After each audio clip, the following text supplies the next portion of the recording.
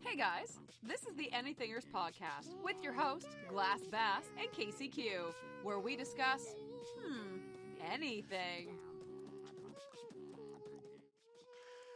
Hi guys, welcome back to the podcast, and I am Glass Bass, your host, and Casey And Q is I'm here. TQ. Cool. So today's topic, we're going to be discussing Otaku Nation. What is in the Otaku universe? Why are people raving about it? And what might fall into the whole of being an otaku? And what are some misconceptions about being an otaku? Otaku, well, if you're going from an outsider perspective, like me, I'm mostly an outsider to otaku perspective.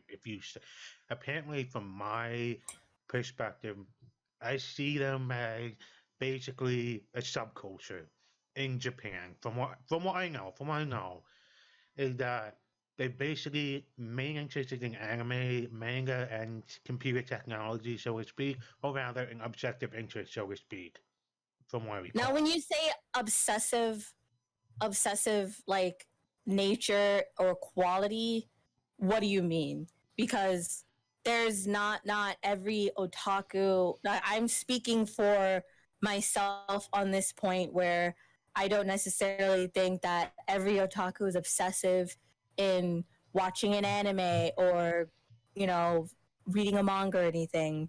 Like, what do you mean by obsessive? Obsession, that was just that's a bad stereotype. Obsessive would denote that this person is obsessed with is obsessively watching this one type of animation. They're obsessed with it. They keep watching it. It's almost like compulsive in nature.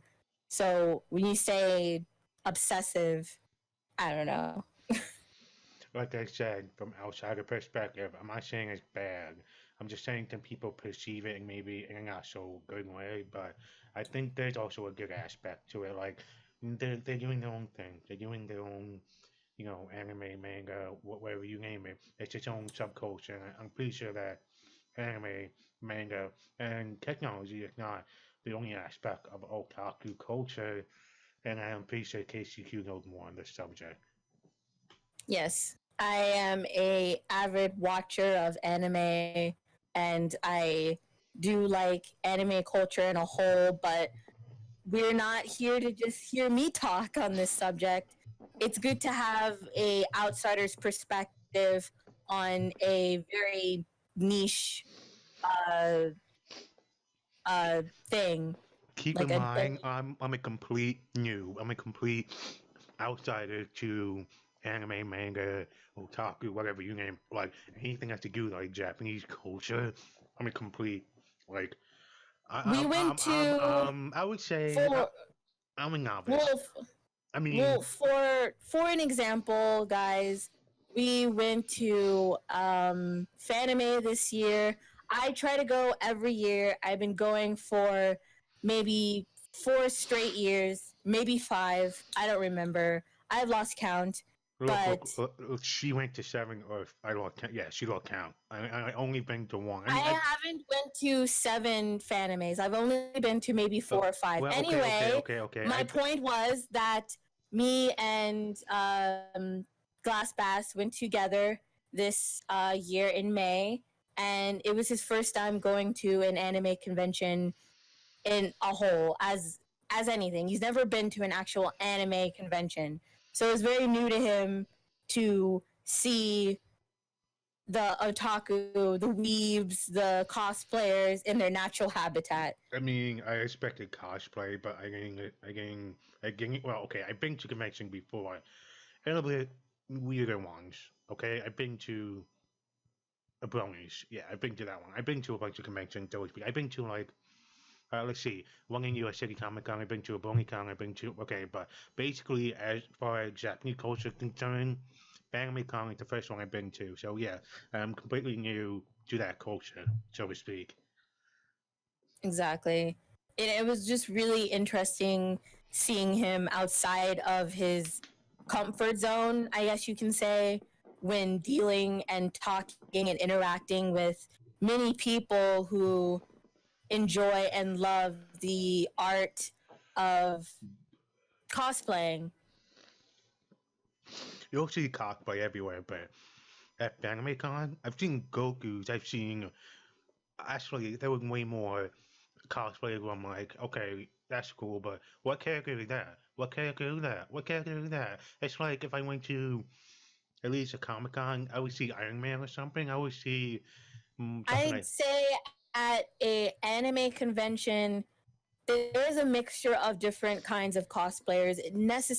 You don't necessarily need to watch an anime. That's how very open and expansive the cosplay community is, where you don't necessarily have to cosplay a specific anime character. That's just the root of it. But you have many cosplayers at these anime conventions cosplay as Disney princesses or Marvel characters or DC characters or just basically any kind of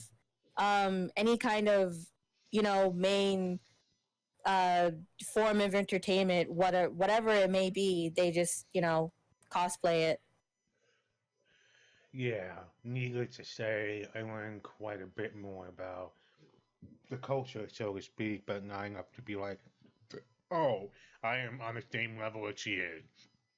Far from it. Far from it. I can say for definite that when you're at an anime convention or any kind of a convention dealing with some kind of cosplay, that you're always going to come in contact with the Deadpool all the time. That I swear to the god of Deadpool that I see like 10 Deadpool. I've seen like actually no seriously at every convention I've been to there's always Deadpool. Why is there always Like I said, there's never a it doesn't ever like stop being Deadpools. It's always a fluctuation of there's always abundance of fucking Deadpools. No matter what kind of Deadpool. It could be a girl Deadpool, it could be Hawaiian Deadpool, like there's different variations, but for the most part you see even different Deadpool showed Deadpools. up at BronyCon. They show up at a freaking My Little Pony convention of all places. Yeah, Deadpool is everywhere. I guess you can say that just Deadpool is just a really easy thing to throw on. There's not really much thinking you have to do, and hell, you can get a onesie, a Deadpool onesie, and then you're practically Deadpool. So You don't even have to talk at Deadpool. Some people they don't even have to talk. They don't even have. exactly. So I want to start getting into what differentiates a otaku and a weeb. Um, I've heard that term thrown out a lot. A weeb? I mean, I've been on my service before. I have like a whole channel dedicated to someone else weaving off or whatever they do. It's basically all these anime and mangas of cute looking egos and cute looking girls or something, whatever they are. And they'll be like, oh, you are such a weeb. And I'm like, well, what's a weeb? And okay. Well, a weeb is a person who is not of Japanese descent or any kind of Japanese who is obsessed with anime. You can then say that a weeb isn't obsessed with anime to a point where it rules their normal lives, I guess. And like it just rules a really big part of their lives, and really like they structure their eating habits or everything out of an anime, like just stuff like that. So you're telling me a weeb person would be like, Oyo-san, senpai, senpai. Basically, they would do things that people of Japanese, like people that are actually Japanese don't actually talk like that. So they're not modeling it after actual Japanese. They're modeling it after like an anime, the Japanese that they hear in an anime, which is like Ni-chan and Oni-chan and all of that shit, and putting it into their everyday lives. And then they go to a con and they just fucking annoy people. Wait, have you met an actual weeb? Is the question. I don't think I gave. Now, I don't want to cause any kind of negative attention on myself, but at one point I considered myself a weeb, but I quickly learned that that is really not something that you want to put yourself in. It's not a category that you want to put yourself in, mainly because being a weeb means that you just you just you think one thing about Japanese culture in general, and you're not really seeing the big picture. You're not seeing, In other words, yeah. anime and manga is but one fraction of the entire country of Japan, and you decide to focus only on. Basically, it's like you see Japan as just this one holy land capital of anime only, not like the food, not like the monuments, the people, the language, Or fugu. anything, Or just the poignant anime. fugu fish. Yeah, but I guess you can say being a weeb is that versus being an otaku, you are you You disrespect heavily Japan. understand, you not disrespect. You don't disrespect Japan. And now I don't know. Some forms of otakus, I don't know what they do, but for me, I know that I respect Japanese culture a lot. I understand it. Like, it's just a really beautiful culture that they have. And I really like to study it and see it for what it is instead of just this one thing, like a wee person would do, which is seeing it from just one spectrum, which is anime. Like, I can say a otaku really takes in the spirit of loving anime while also continuing in their life duties and respecting that some people just aren't into anime as many others might be. They have boundaries. Like, we have boundaries as an otaku. Like, we understand if like you don't like a certain kind of if you don't like anime or a certain type, then we understand that. Now, I'm not saying for all otaku, because some otakus are a little bit more aggressive than others. So I'm not going to speak for every otaku out there, but Yeah. for the most part,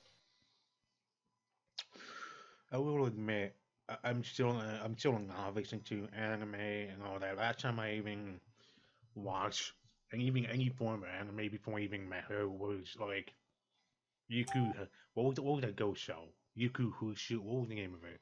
It was some ghost detective show they had in Tsunami, like. Yu Yu Hakusho. Yes, that one. Some ghost detective. It was always on like Cartoon Network, and then of course Dragon Ball Z, which she hates for some reason because it's too mainstream or too whatever. The point was, yeah, that was like the extent. The anime I know was some detective ghost show, and everyone's favorite over popularized anime. It technically is an anime, but it's too popular, or I mean, it's not bad. Okay. It is an anime. I will put that out there. Dragon Ball Z and every variation, every season that Dragon Ball Z is under is an anime. So it qualifies as an anime.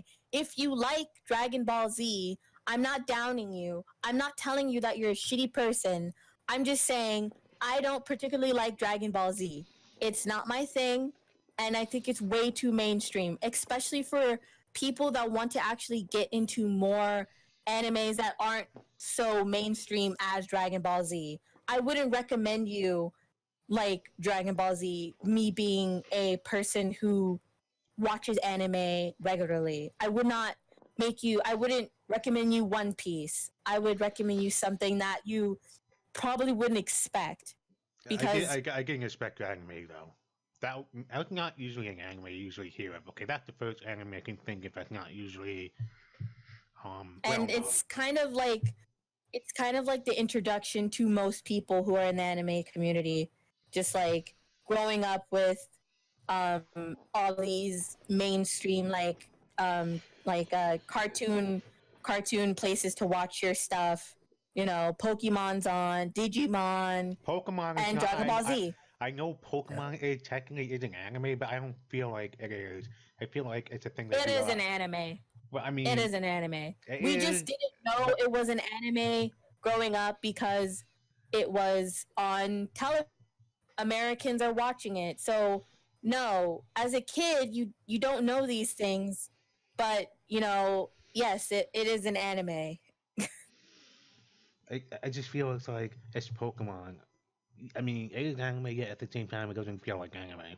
If that's a word, or if that's a feeling. I mean, I guess it's the main feeling with any kind of anime that we grew up with as children, like Dragon Ball Z, like Digimon, like Yu-Gi-Oh.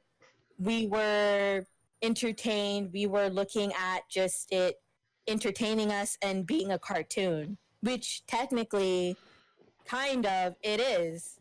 So the extent of that was just this is a cool cartoon that I'm watching every Saturday morning, and it's cool. Like being an anime or anything like that, that's probably why you wouldn't really see it as being an anime, but it is. So yeah. And not to mention the only other anime I really actually said tried to watch was Full Metal Alchemist. It wasn't a Brotherhood one. It was the original series, which apparently, and she is playing split from a manga or something. But basically, yeah, I want. I've never read the manga, so I can't say anything on the manga. I've never even touched the manga. I've only watched the anime, so I'm not gonna say that it's split. I don't know what exactly happened in the manga that didn't happen in the anime. I'm just saying when I've watched the first season, it had a lot of holes in it, and I wasn't really sure where the brothers were gonna go. And then it just ended really weirdly. Not to mention the homunculus, but yeah, from what I've heard, it went off on its own path. Where okay, so like basically throughout the original series, it's split away from a manga, and this is where Brotherhood comes in and fixes that issue. Now maybe it's the ball is in your court whether you like the first one, the way they get it the first time around, or the more accurate second. Most people can agree that Brotherhood is way better at the storytelling aspect, and it also fills in the necessary holes that needed to be filled in, and then it also fills in the holes with extra filler that nobody asked for. But that's just how some large animes have to do it. Lots of fillers. That's just kind of like a necessary, or not necessary, but like just a common thing that happens a lot. Yeah, basically, other than Pokemon, Dragon Ball Z, that one Ghost Detective show, which I know called Yu Yu. I just can't remember the full name. Yu Yu Hakusho. Again, it's not hard. It's hard Yu Yu to me. Hakusho. I can remember Dragon Ball. I can't remember that. Okay, I'm sorry. I can remember like names like Full Metal Alchemist. Yeah, I can. But there's just something about that detective's. Okay, point was that Ghost Detective show has a name. I keep on calling it that because I can't remember the name. Like if you have to type it out. So I can actually. I know it's called. Some names are just like it blows my brain. It's okay if you can't pronounce it. It's fine. It's Yu Yu Hakusho. It's very easy to say. Yu Yu Hakusho. There you go. I don't have to type it out. It's just really easy to say, even for a person who doesn't really watch anime. Yu Yu Hakusho. Jesus Christ. There you go. I'm proud of you. I hate Japanese pronunciation. I see Japanese word, it makes my mouth into a puddle. It's like, it's just a matter of practice, and someone like me who's been watching anime for years, it comes naturally. Not saying that I know Japanese. I'm not saying that I'm a fluent speaker. It's just I can't even say hello in Japanese. Never mind. Just pronunciation of like an actual Japanese like anime name would come more easy to me because it's more familiar to me because I've watched anime in sub and everything like that. So just the way they say it is the way I hear it, and then you know, just blah. I see. Yeah, so that's all the anime I've known since then. I haven't really gotten to anime culture at all. Well, we've seen a couple. I mean, we watched Elfen Lead. That was the Um, that was alien pink-haired chick who blew up the military. The anime, to me. Yes, it's called Effing Live. we watched 3 by 3 Eyes. You watched Dragon Maid. Dragon Maid was so cute though. That was the cutest thing I ever saw.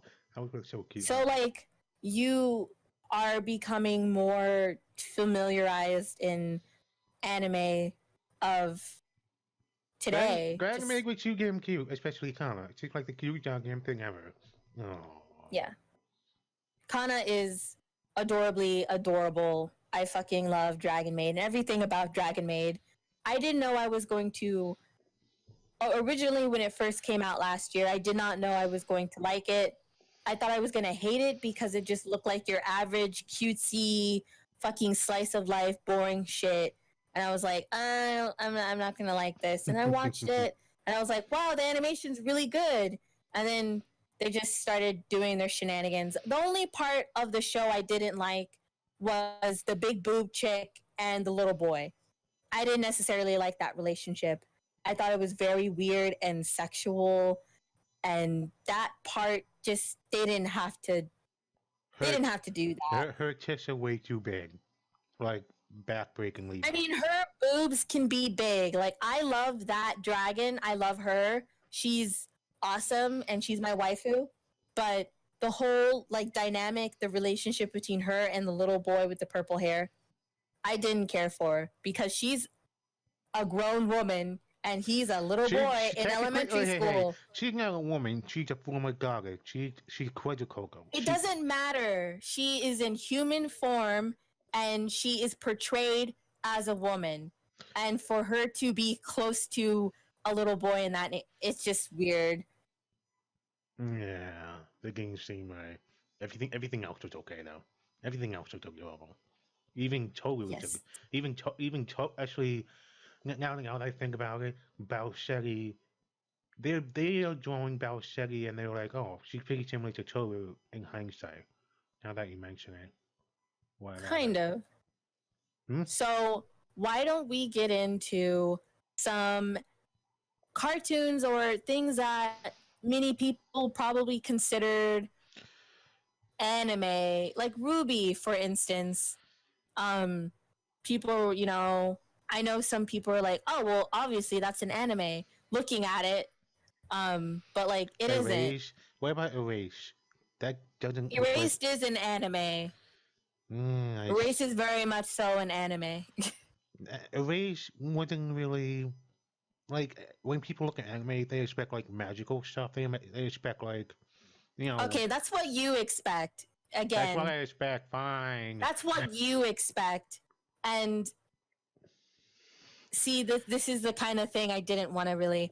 Okay, so when you watch an anime, do you expect it to be magical girls with big eyes and big boobs? Is that what you're saying? Because that's not what an anime is, ever. There's so many different types of anime that are focusing on different kinds of genres, whether it be a yaoi, whether it be romance, seinen, shonen, whatever.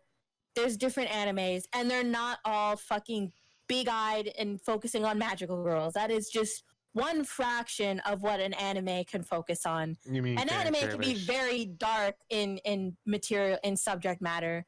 Like I've seen some very dark animes that would be equivalent to a horror movie here in the States. So yeah, no. I do admit they have to tone down the fan service. Even in a situation where it doesn't even make any sense.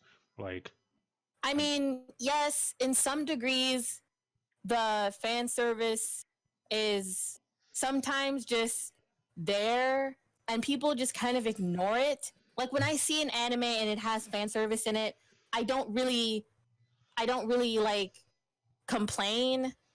if anything, I just kind of ignore it because it's become just a part of what anime has evolved to.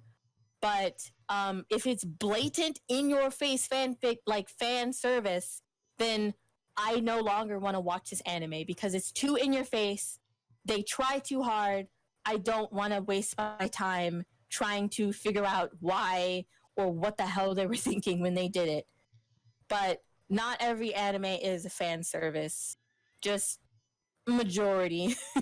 But not every anime is. When you watched Erased, you didn't see any fan service.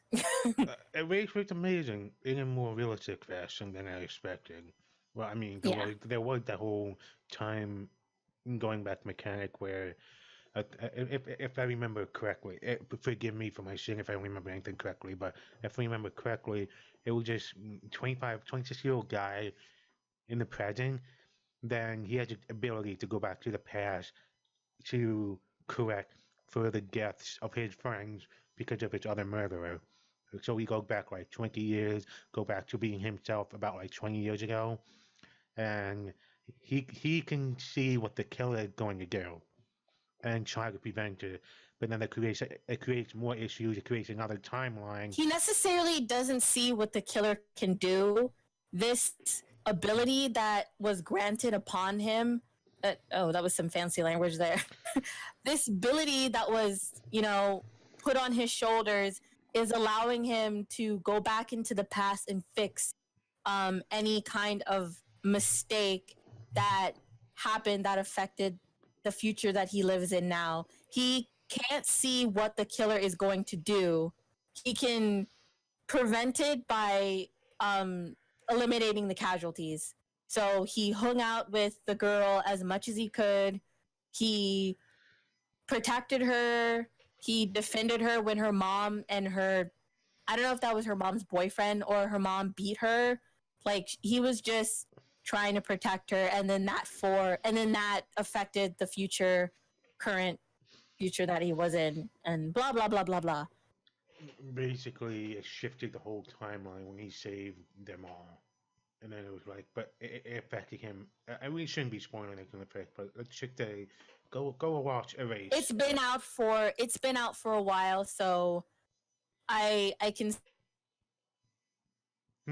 maybe like two years. So if you still haven't seen Erase, then Netflix, go see it. Which is the newest part of it, the Netflix live action. Well, the Netflix series is already on Netflix. It just it's been out for a while, so you can also go see it. Fair enough. But yeah, Erase was basically my first anime where it's not what I think of anime. It was kind of realistic. It was kind of like drawn in such a way that wasn't so what I expected before, so to speak. It's not. All I'm saying is, anime is really more. So the anime of Erased didn't remind you of some magical girl anime, which anime is not. Is not all about magical girls. Erased somehow negated your expectation and totally blew your mind out of the water due to animation. Yes, it was. Anime is more like. Well, there's animes just like that, if not better. It's so more, yeah, anime is more like a universe rather than just one planet. There's animes just like Erased, and if not better than Erased. So yeah. Speaking of which, what about Attack on Titan? You were complaining about the intro to them where it was like it didn't make sense. Okay, so I'm gonna start from the beginning of where I thought, me as being an otaku, I really enjoyed Attack on Titan when it first came out, and it was also one of the animes that kind of brought me back into the anime world, I guess you can say, because I took a backseat vacation, and didn't really come back to didn't really come back for until I got enrolled in college. So I was mainly just reading yaoi mangas in high school, and maybe I watched maybe one or two animes, and that was it. But like, I took a break, and then I came back, and I was like, I'm not going back. But when I first saw Attack on Titan, I was really excited. I was proud. I was like just so just so entertained. Like, it was so good. The music was good. Animation was good. Some characters were kind of annoying, like Eren. Not gonna get much into that, but just Oh, like, it was good. Like, everything was good. It was sturdy. It was very deep, and it was very like violent and dark, and I liked it. Season 2, just fucking it it well, people were waiting so long for Attack on Titan to come out. The first Attack on Titan, I think, came out in like 2013, 2014. The second season, nobody got until like 2017. And when it came out, it was okay. Like, the hype of Attack on Titan when the first and the second season came out had died down to a point where not many people really cared anymore. Like, I didn't see Attack on Titan like fucking cosplays at anime conventions anymore. Like, nobody was talking about it. Everybody was just like, I'm done. I moved on with my life. Like, I don't want to get in. Like, it's so like, I moved on. you And then telling the me third season it was came 3 years out. too long? 3 years too long for the hype. Exactly. And then finally we get the third season. And I also want to mention that, and the actual manga for the anime has surpassed anything that's happened in the anime so far. Like, I've only read maybe like a chapter or two in the Attack on Titan manga, and that's it. But like, I haven't really got into it. But yeah, the third season I didn't care for. I guess it's because like the hype train to Attack on Titan Land had died down, and I just didn't want to get back on the hype train. It was very lackluster to me, and I chose not to pick it up. And plus, like, yeah, the whole opening for Attack on Titan, it was totally unfitting. I don't know what the fuck that was. That was crazy. You're saying they jumped the shark or something? No, like the actual, okay, so when you watch an anime, it's generally supposed to match the tone of the anime. So when you watch something very fluffy, lovey-dovey kind of shit, then you're gonna get like a very lovey-dovey kind of poppy, upbeat kind of song. And if the anime is dark, like Elfin Lied, you're gonna get some opera shit or something very slow toned or dark, or just really just like, I don't know. It's supposed to generally just match the tone of the anime.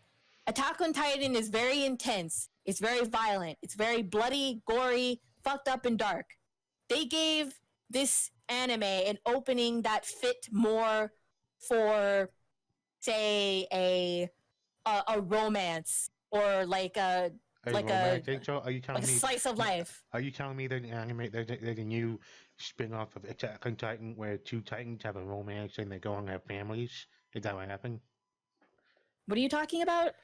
It's a joke. Like I'm saying, like the way they getting the intro for the third one. I was thinking, oh, maybe they should make a spin-off of Attack on Titan where.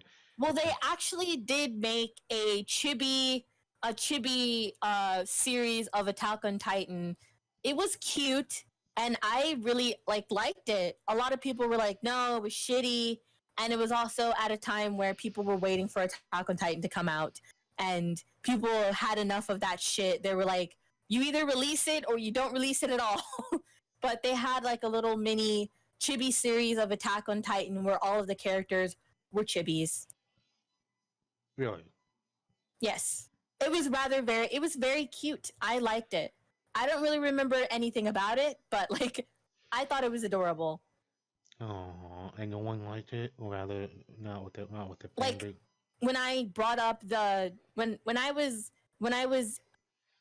when I brought up the whole series to my friends that were in my anime club, they were like, "No, it's shitty. Like, no, like I'm not gonna watch it. It's bad." And I was just like, you know what? I think I'm gonna continue watching it.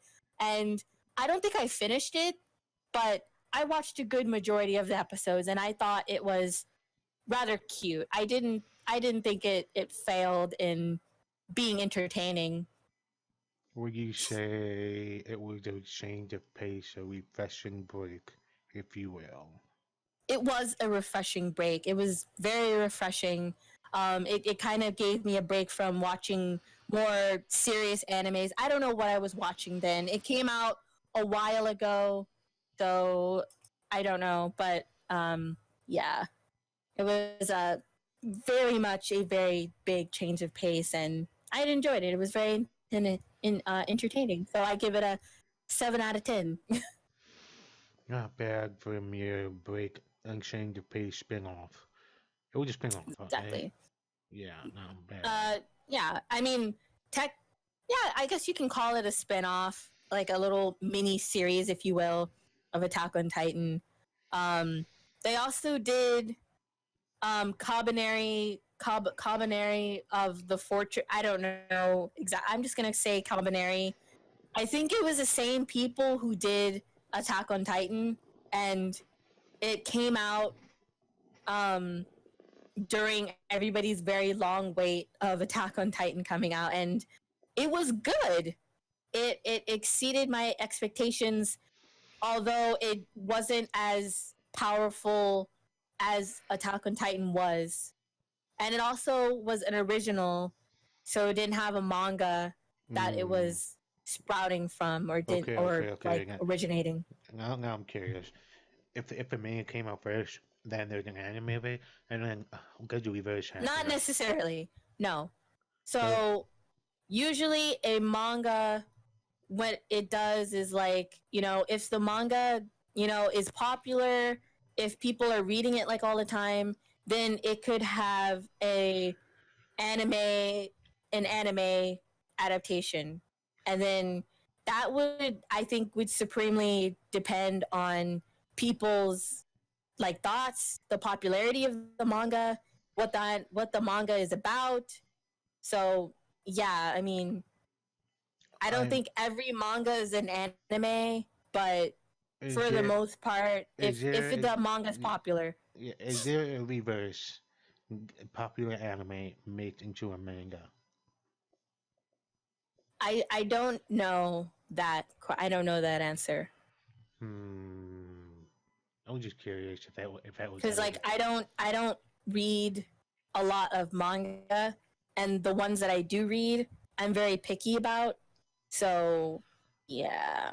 Ah, speaking of which, what was that? No. There was that one anime that no one in America or Japan, no one, not even the world liked it because the original script was so bad that when they gave the script to the Oh, American Ghost dub, Stories. yes, Ghost Story. So I've heard of that. Ghost Stories is amazing. If you have not watched Ghost Stories in dub specifically, do not watch it in sub because it's too serious. Watch it in dub. It basically, um, the of course, it was made by a Japanese person, and this person, like, they tried to distribute it to a company or something, and they thought it was so bad that they were like, no. So then, like, the Westerners picked it up. They got an English cast to do all the casting and shit. And the company was like, you know what? We don't give a fuck. Do anything you want for the dub. We don't care. So that's exactly what they did. So how different was it from the original source material? Like how far? Now, I've only watched like maybe 2 episodes of Ghost Stories in sub version. In dub version, I've watched almost all of the series, but I don't really care for the subversion because it takes itself way too seriously as a serious anime when in fact it's not. Like the whole thing is just so inconsistent. But like watching it in dub, it's so refreshing and entertaining and fucking hilarious. And all of the references that they have in this anime are super dated, but they're great. But basically, the animation itself was saved by a different script, an entirely different batshit Like the crazy. anime, like the animation of it, looking at it, it's not that great. So yeah, and the people that is the person that made it, they didn't want to pick this anime up in any way, shape, or form because it was just that bad.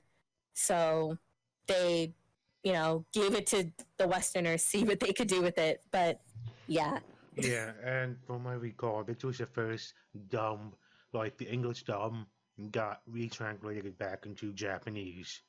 That usually never happens.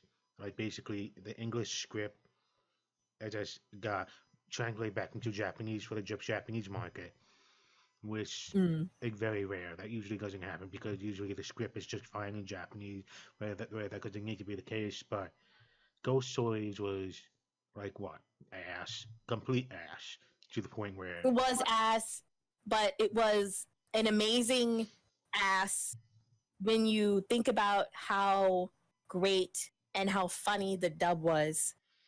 So you made an ass, a very terrible, very weird and inconsistent anime into something great due to those English voice actors. it was basically the greatest unintended YouTube poop anime, if that's one way to put it. Basically, It was like a giant unintentional YouTube poop that no one knew. Was it before YouTube poop was a thing? Now I'm curious.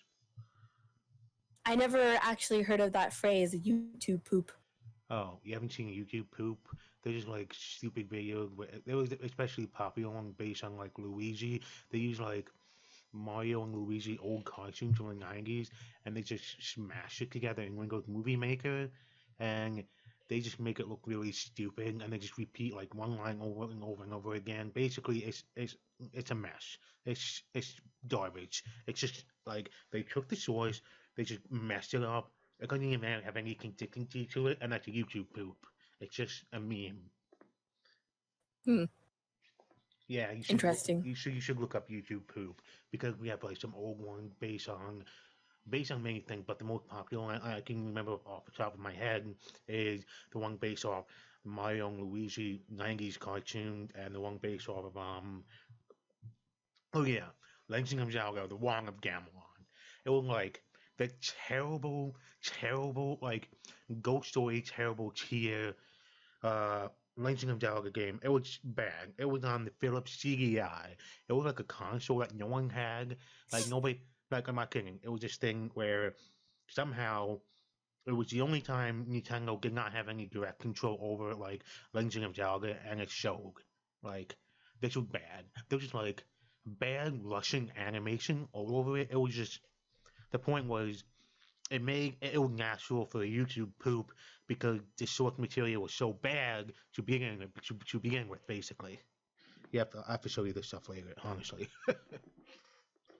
And that also brings me to something I like to refer to as an AMV, which is an anime music video. Oh wait, And what are the terms they again? Over OMV, it's an VMV. AMV. It's an anime music video. It's primarily just anime, just like cut up, just like scenes cut up and everything, and it's playing to a song that people like a favorite song, like a Oh, bop that's I really know, popular. I get that. Except mine was called PMVs. Embarrassingly, I have to admit that I made pony music videos.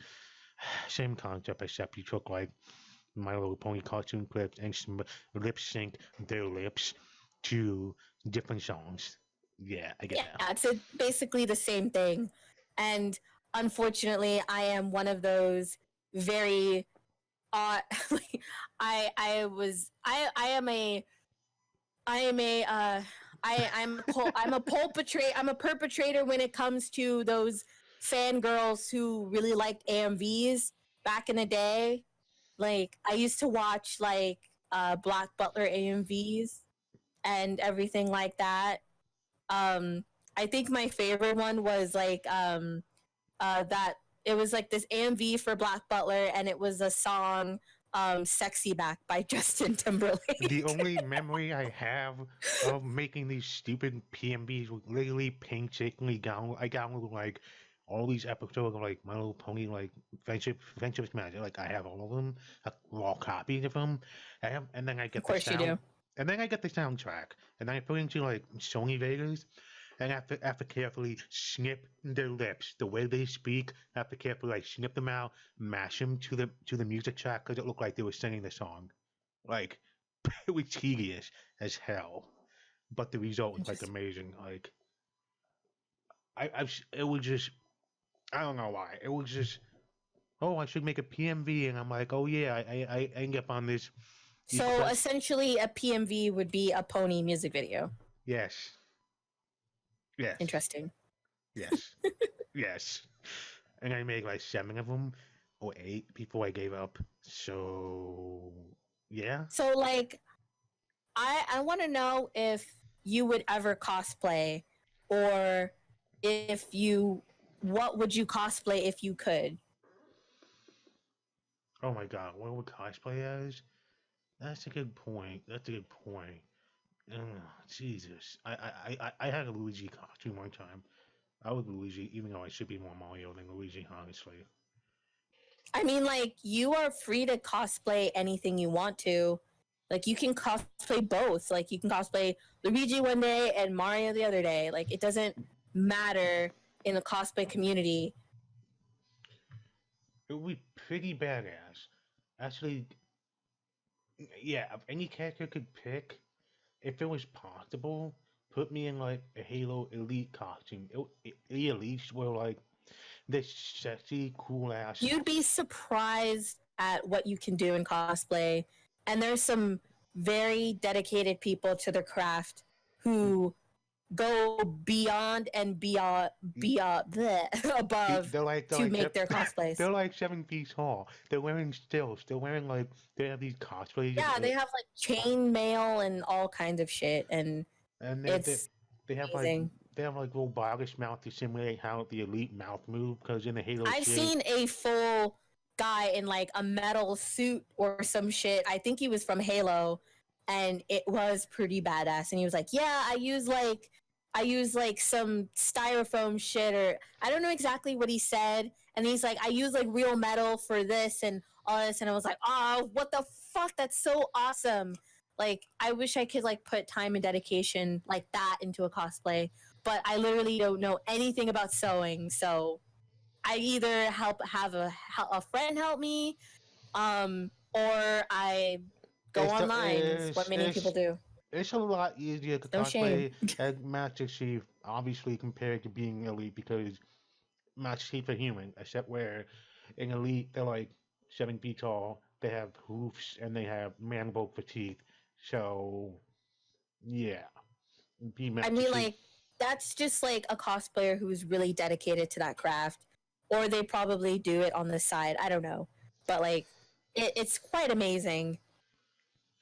And some of the things that I've heard in like just the otaku community or an anime community is like, when you cosplay something, and this cosplay is something that's different, way different, and say I cosplay some character from some anime. Now Tokyo this Ghoul. character is You had a now this Tokyo Ghoul mask. no, I'm getting to my point. Say I cosplay some character from some anime, and most likely this character is going to be Japanese because that is mainly what the nationality is in an anime, they're Japanese or something, I guess. Many people would, say like, "Oh, well, you're not white enough. You can't cosplay that," or "You're not white, so you can't cosplay that." I've heard that a lot, Why which not? You can be Balcheggy. I cosplayed a I cosplayed Nora from Ruby, and she is white. So, and she's a redhead, so I didn't find any kind of issue with cosplaying her. It was really great. I loved cosplaying her. She was great. Hmm. Cosplay away, cosplay. Haters be hating. Yeah. I think it's like just really stupid.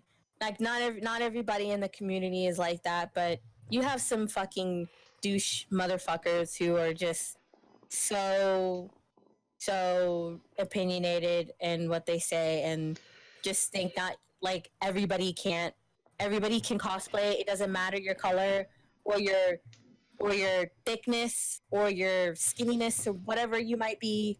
Just cosplay whatever you want to. I mean, if those guys had it their way, there wouldn't be that many Goku cosplayers because I'm pretty sure a lot of Uh, people.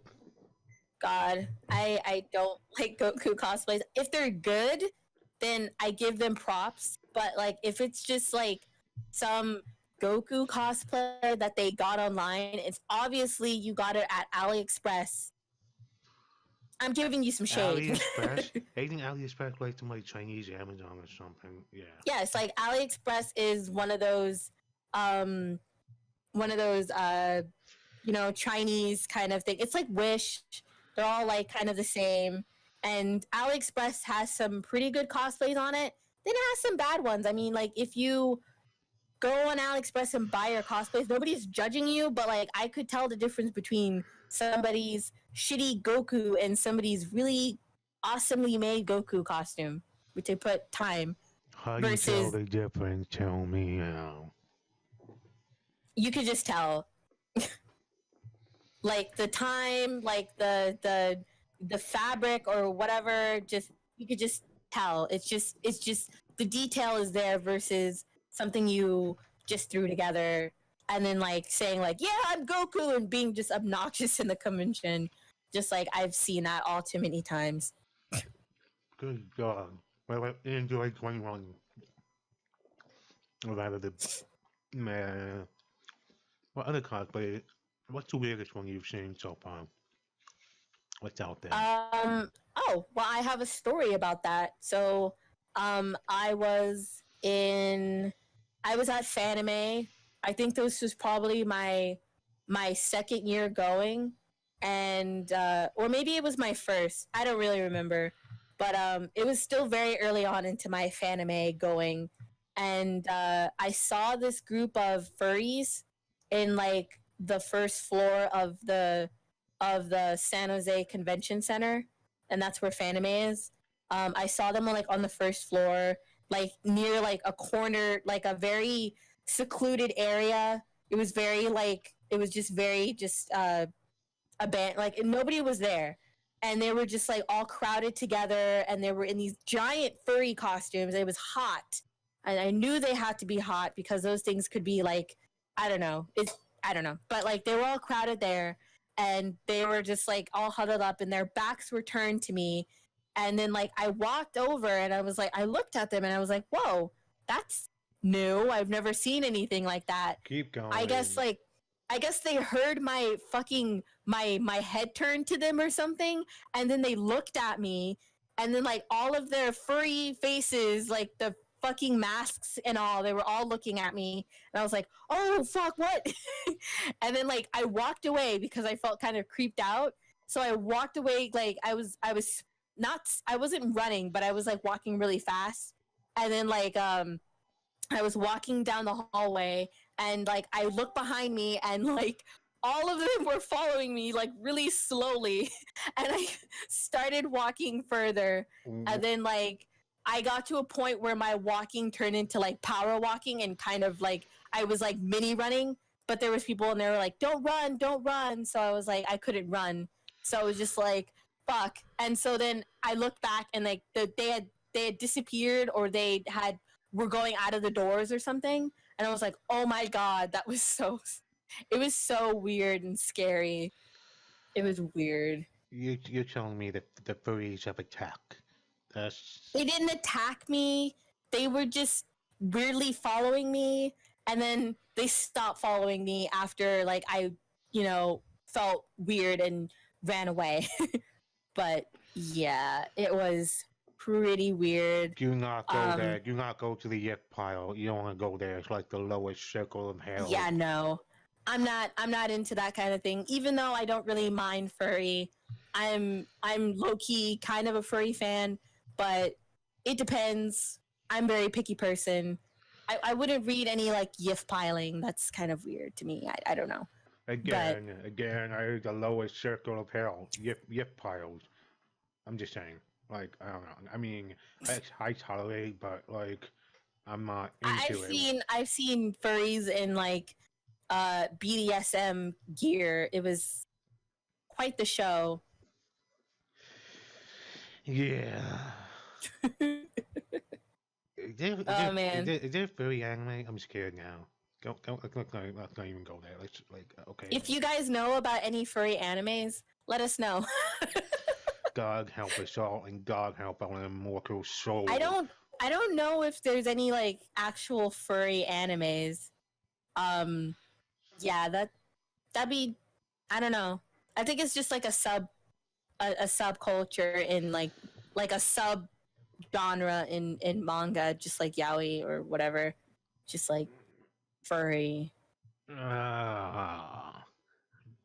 the most part, I've seen like YouTubers and people talking about it, and people that are actually in the community that don't really consider being a furry like sexual. It's just like, oh yeah, I do this to have fun, and I talk to my friends and I go out like this, and people are like, oh my God, I want to hug you. It's like non-sexual, but like being a furry, like there is many aspects of it. Like there's different variations, I guess you can say. And the sexual side of being a furry is one part, and then like the whole like wholesome part of being a furry, just like hanging out with other people, that's another part. So it's not the whole thing is like just a bunch of like how did one become a furry in the first people. place? I don't know. We don't let us know if you guys. Let us know if you want us to do a podcast on letting you know the steps or the requirements it takes to become a furry. I don't know. I'm pretty sure that those furry suits those people get are pretty expensive. I mean, they look huge, and that's a lot of fur on the body. I've heard they cost $1,000 for a suit alone. For $1,000? I'm pretty sure that they're more than $1,000. Well, like that is a lot. That is a lot of fur, and you can just like customize it or whatever. But yeah, not to mention you can sweat your balls in that thing. I'm like, oh, you get be a furry, and then and it's like. I mean, if you're being a furry in the winter, it kind of works in your favor. But like, yeah, if you're in California in 90-degree weather and you're in that giant hot ass fucking furry suit, then yeah, temperatures in there, I don't know, but like, yeah, you're not expected to be comfortable. Good God. Oh, that's like wearing a mascot costume, except more fancy. Like the one you see at Disney World or the one you see at Six Flags. Is it like that? I love Disneyland. All I know is I'm not going to be wearing a fursuit ever. The closest I ever worn a fursuit is a ghillie suit. Like that, I'm not kidding. A ghillie suit, it's not even the same thing, but that's like the closest thing I've been to a fursuit. Yeah, it's for like camouflage, right? Yeah, not even close. No, I'm not being... I don't really count that as a cosplay unless you put like anime girl face on it. No. I was in a ghillie suit because I did it for like some high school video, I got a ghillie suit, and then my friend of mine from a long time ago had a camera, whatever. We recorded a stupid thing where I was Robert Moses, and like people protection service, and was selling this whistle where apparently if you blow it, someone will protect you. And then I had an air gun, and it shoots, but like you can pump it, and it shoots pellets. So like you can pump it, and you can hear the sound of shooting, but it doesn't actually shoot anything because you can put a pellet into it. So anyway, um, I went by a tree. We get a shot where I was taking aim by a tree. I'm in the ghillie suit, and I look totally badass, like ooh yeah. And technically, I shot myself because I'm in the next frame, attacking my sister, and then my friend rescued her. And then the next thing I know, I'm under like a pile of leaves. Then the victim comes, my sister, whatever. The point was, I came out of that freaking pile of leaves like the lagoon monster, except in ghillie suit. For people protecting Jerry, blow the whistle, get protected by this ghillie suit goog. It was weird. Interesting. Also, I want to, before we go, there's also the production of the second live action Death Note movie. What live action Yes, movie? Death Note, it is happening. They made a second part. There's going to be a live action Death Note 2. What are your feelings? Wait. I'm pretty sure I did not hear that. I'm pretty sure. Wait, what? So, remember the live action Death Note movie that came out last summer? Well, they're making a part 2 and it's coming out soon. Why would they make a part two? What now? I don't know. I'm guessing it's to fix the mistakes of the first movie and transfer it over to in the second one. I don't know. Because the first one was just really bad. The only thing good about it was William Dafoe. That was the only thing that I liked about it. Good. But yeah, they're making a part 2. I don't understand why, but they're doing it. Apparently, if the gods have decreed that there's a market for a part two, so be it. God, no. God help us. It's like live action anime films tend to be Do they either even work? Wait, there was a movie that's only in Japan. Like I was looking up on a bunch of sites, and there were some movies you can't get here. And apparently, they made Assassination Classroom a live action. I'm like, how you do that? there's Yeah. just some animes that could translate well in a live action, but just some that are just you shouldn't touch it. Like when they did like fucking Dragon Ball Z, like it was sucked. That was the best movie ever. Are you telling me a shock? Dragon Ball Evolution was. Sucked. If they do a live action about Yu-Gi-Oh, which I'm pretty sure they probably already did. It's probably I don't know. But if they did, I don't know. I don't know how I'd feel. What was Dragon Ball Evolution? What happened there? It wasn't even like when I first saw it. I'm like, this doesn't look like Dragon Ball. How you mess up? I mean, they made a superhero movie, so how do you mess up a Dragon Ball? Considering Dragon Ball is basically flying people, just like Superman is in a sense. I mean, like, there's a really like you. It's really easy to translate a superhero onto the big screen, like they've been doing for a long, long time. It's really easy to do that because you can just kind of, manipulate it, and then you bring it to a more bigger audience for people to see or whatever. But like, anime is still not a lot of people are like into it, I guess you could say, and a lot of the subject matter in anime, it's kind of hard to translate it onto like live action without it coming off as corny or something like that. And like, if you do wanna, you got to get like good actors, and sometimes they just get these really mediocre actors that aren't really good, and they just ruin it for everybody. Let's just agree that Dragon Ball Evolution is a vomit, a pile of putrid, defecating vomit that we'll never watch again. And And also returning back to Death Note, like I said, I didn't care for it, but like I did really like um William Dafoe as Ryuk, and I liked L, um, which was the black guy. Like he was good. He was a little bit dramatic at times, but I still liked only those two in the movie. Everybody else just seemed kind of nonsensical, I guess you could say, and it just non-caring. Like I didn't care about their portrayal of the character. It's just like I don't care. Like you're giving me shit. Yeah. Let's just hope they learn the lesson not to make. I mean, you can make good live action out of anime. Erase is one example. I mean, like you can. I mean, Erase was pretty good.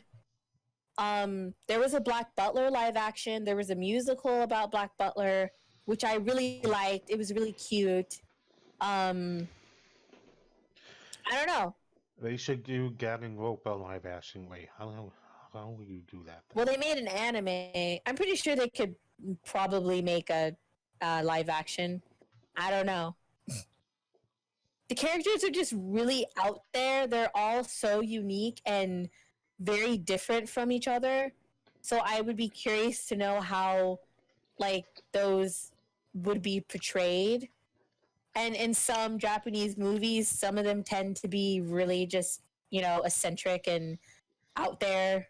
So I'm like, all right, how would they do that? I would be curious. I'd be down to see that. A 2-hour movie. Yeah, I would actually want to see a movie about Sims too. Make a movie about Sims. Hollywood, get on that. Make a movie about Sims, damn it. Sims? Yes, we can have a Sims 4 where the evil mod, the evil. Or you can have like a plot story or a plot where you have Sim characters living in their own like little world, in their own home, and they have jobs and shit like that, but they don't actually know they're a Sim character. And then like you have like person, which is like, the person who is, doing everything, moving everything, getting them furniture. And they're like, wait, how come these people are getting me furniture? What's happening? And then like they realize that like there's a giant like god in the sky or something. And that, and then they're just kind of like aware of like their own like simulation, I guess. And it would just be really meta. I think that would be so sick. This will be a gritty, dark series. Everything the Sim knew was wrong. Oh my God, dear, we have a god under us. Oh my God. And you can oh my God, where did they get that couch? Why is that couch there? And the god will corrupt us with minds of perverted nature. Oh my God, why am I hitting on this girl? I don't even like her. I think it would be a really cool concept to do. Oh my God, I really want to do this. Like a real concept of The Sims and make this into a movie. It's a better concept than an Emoji Movie, at least. Oh God, I don't even want to. Don't bring that shit here. This isn't the place, nor the time, nor the topic. Would you say Birdemic better than Emoji? Common question. Well, obviously, I can't compare the two, because. Okay, even though Emoji Movie was very poorly written and nobody asked for it and it was terrible, it was still way better produced than fucking Birdemic. Because you have Sony fucking, making the whole shindig, and Sony has a lot of money and they have a lot of money to blow on something as shitty as the Emoji Movie. I mean, obviously, I would automatically go for Birdemic over Emoji Movie, but production value wise, Emoji Movie would win because it's Sony and they had a way bigger budget. So yeah. I would pick Birdemic, honestly. It was more entertaining. Birdemic was probably the best movie of all time. And I really, really, really want to do an interview with the director. I don't know why. It's a goal of mine in life. There was a Vice interview about it, if I recall. Well, we have to look it up later. Now I'm to. We will watch it. We will totally watch it. Yeah. How do I do that? I have an idea. Let me clean this here. Hold on. No. We'll watch it later. We're in the podcast right now. True. But yeah, I think for now that's all I have to really say about, anime and cosplaying and everything. And pony music videos. You Oh, bet. also, Avatar: The Last Airbender is also getting a live action. And similar So- let's bring another plot twist to the myth. And the new plot twist is that the Anythingers podcast will soon end now. No. Wait. What? Is this another plot twist? What is the plot twist now? Like I said, the Avatar: The Last Airbender is getting a new live action. They're getting a new live action show, and it's not going to be made by M. Night Shyamalan. It's going to be made from the original people who actually made the first show. So, yeah. So it actually will be geesing. Yes, because it's made by the people who made the original and not M. Night Shyamalan. So, crossing fingers on how good or bad it might be, I don't know. But, like, according to... I'll say this. Being made by the original isn't always a good thing. Yeah, I can agree to that, but it's way better than M. Night Shyamalan making it, because he really just he had no creative direction, or the creative direction was just really warped and didn't translate well the way he did it. Like, it could have been good, but ultimately it just wasn't.